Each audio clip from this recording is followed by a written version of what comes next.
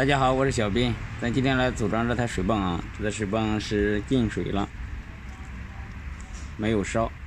现在给它烤干了，给它组装起来。它这个量的那个绝缘呀也挺好，组织也挺好。咱现在给它组装上实验一下。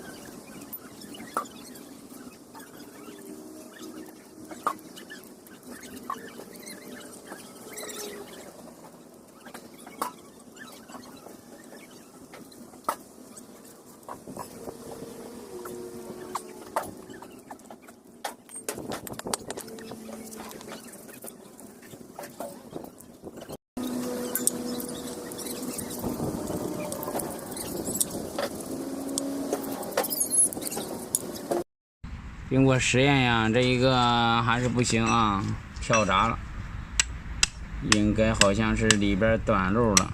一试的话，里边就砰了一下，响了一下。现在只能给它重新缠线圈了，白忙活了这个水泵，费了挺长时间的工，白修了这个。有的时候啊，这个电机呀不一定量着没问题就没问题，量着那个组织呀、绝缘都挺好的，装上还是不行，一试就冒烟了，里边感觉烧的挺厉害的，现在只能糟了，重新给它缠一下了。